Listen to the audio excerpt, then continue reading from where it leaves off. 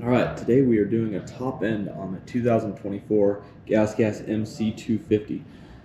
Pulled the engine out of the frame, got it on the motor stand, and we are going to tear it down.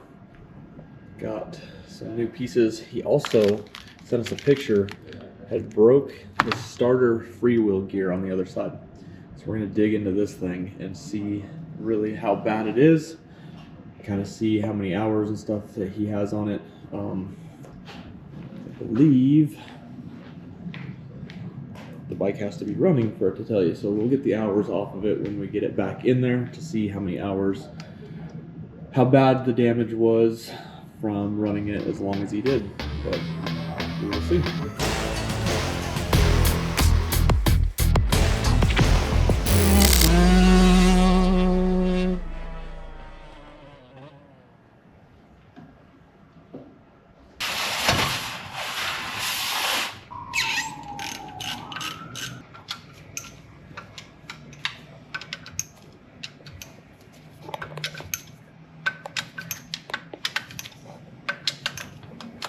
He was complaining that sometimes the bike wouldn't start. You could hear it just spinning in there, and then he'd rock it back and forth in gear, and then it would start.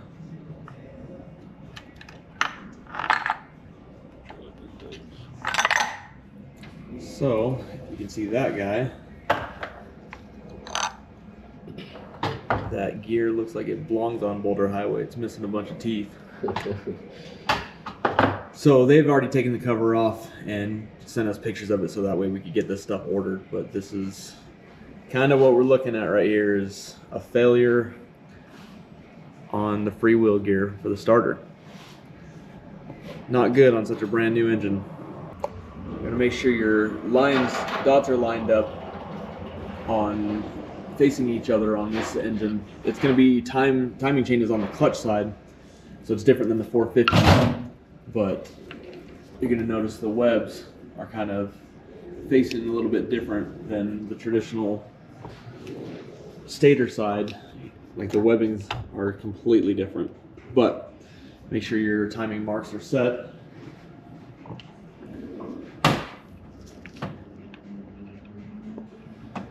Pull the cam chain tensioner out. It's a hydraulic one, so it's got to be reset.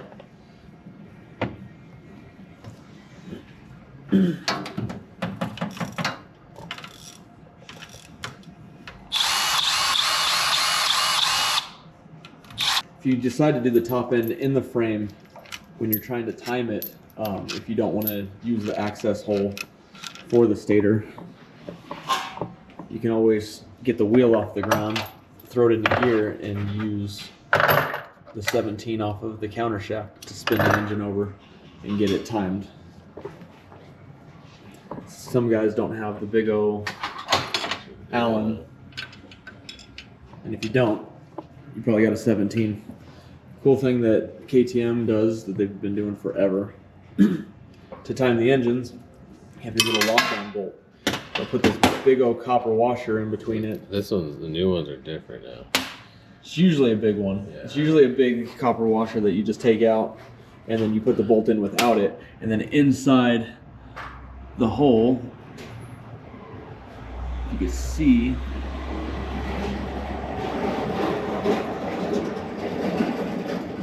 there's a little slit in the inside of the crank, so that way you can just put that bolt in there and it solid locks the engine down, so you don't have to worry about the timing jumping at all or anything while you're building your engine.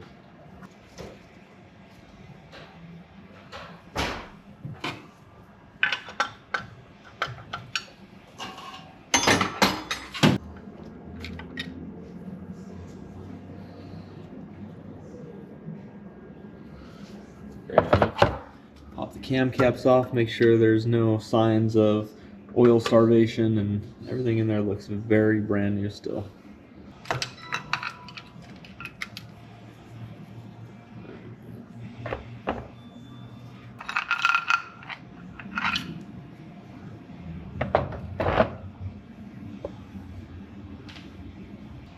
Everything, all the machining and everything is still really good.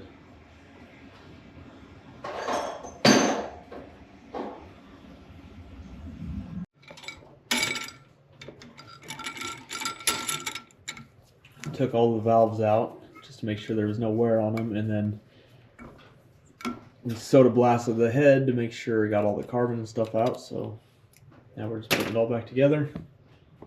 Everything, all the pieces, the rockers, valves, springs, retainers. All right, we got the piston in. Run the Vertex with a Teflon coating on it. Make sure your little arrow is pointing towards the exhaust. Some people get that confused because Yamaha is backwards because the exhaust is facing towards the rear of the bike. Got it lubed up with some engine oil just to make sure all the rings and everything's set up against it. Cylinder has been honed. See the nice cross hatching inside there. It's all cleaned up. Head's been all cleaned up. Make sure your clips are nice and seated in there.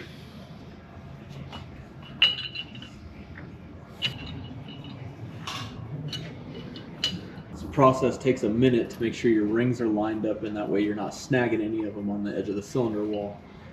And the biggest thing you don't want to forget is I've thrown mine together, got it all the way in there, fought with it for 15 minutes to get the rings lined up, and left my base gasket sitting on the lift. So I had to take it off and go do it again. So got to make sure you're doing it right. At least if you forget and you're this far, it doesn't take too long. But one cool piece Aaron's been doing on all the bikes is 3D printing just the slave cylinder covers to make sure that we're not losing the rod, clutch actuator rod, or anything getting inside of the engine while it is out.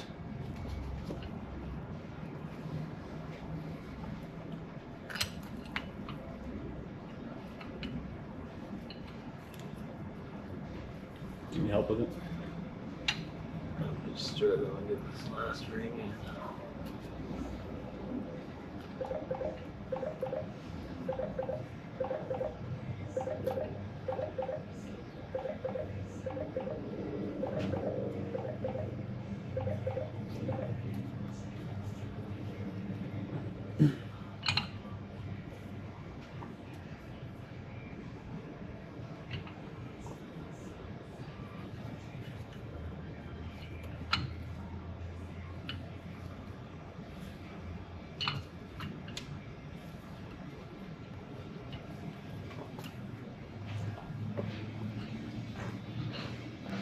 We pay for a super cool program called Service Manager Pro.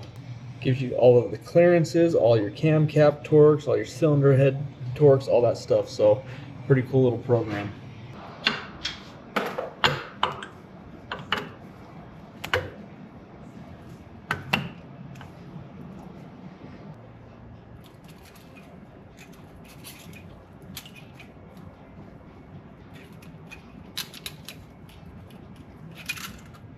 Cylinder head all nice and cleaned up, all the carbon taken off of it.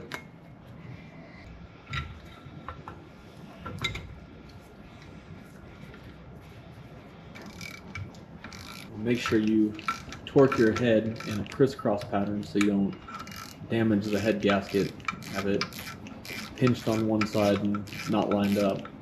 A lot of times it'll tell us inside the Service Manager Pro to do it in increments. So you'll start off with a lower torque so that way you can get it to start squishing, and then you get it down to your final torque.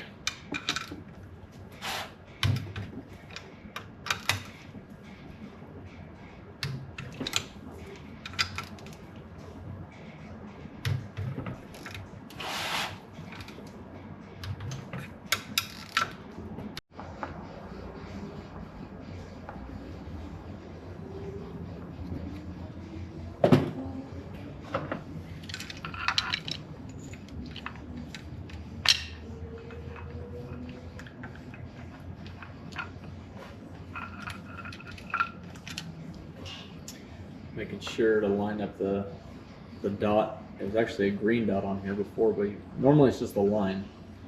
You want it to be flat with the rest of the head. And then the exhaust one facing towards it.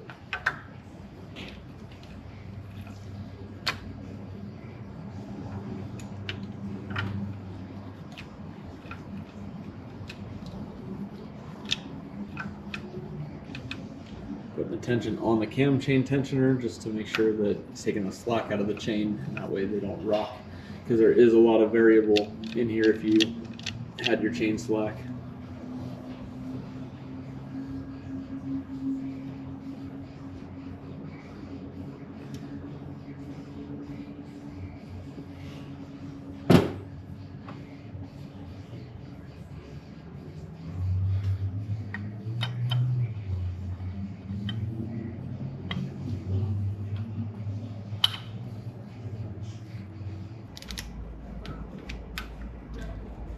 Same thing with the cam cap bolts, they got to be torqued in a certain sequence so that way even pressure goes all the way around. Because if you crack that thing, you have to buy a whole new head. You can't just buy a cam cap. You can find them on eBay, but that's not right. So all of them are machined together.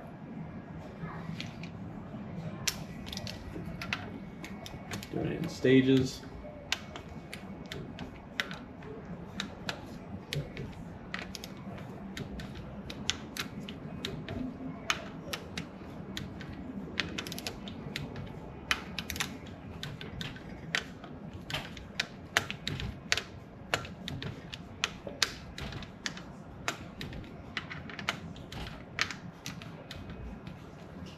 The hydraulic cam chain tensioner has been collapsed now, so it's ready to be reinstalled.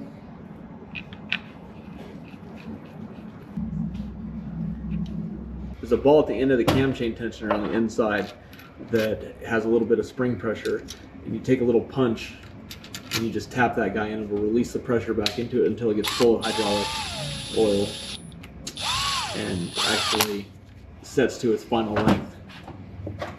If I explained that right, which I probably didn't, but that's how it works. It just does. It's a good thing if you're going to pull out your engine and put it on a stand to check all your valve clearances and everything now. Realistically, with the Del West valves, they shouldn't move at all unless he's sucked in a bunch of sand, because they are titanium and they're coated.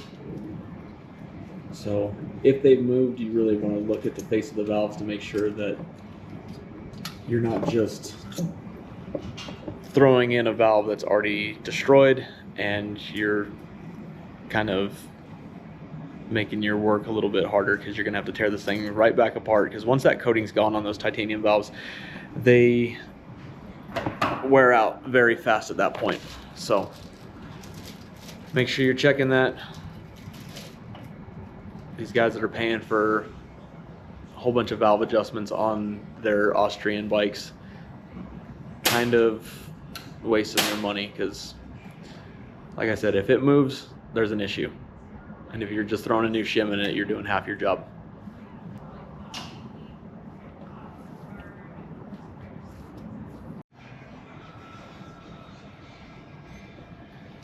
Ready to go back in the frame. Mark down the warranty date on it. It's good for today only. Good luck. Just so we know when we're going through all this stuff, when the last time it has been serviced or we have been in it. Now, get this thing all ready to slap in. Fire it up, do a couple heat cycles on it, make sure everything is building correct oil pressure, that it is kind of shift through the gears and everything. Even though we didn't get into the transmission, we just want to make sure that we are sending out a solid engine, that this kid's gonna go race and hopefully get a couple more wins on this thing. So here we go. Now we'll slap it in.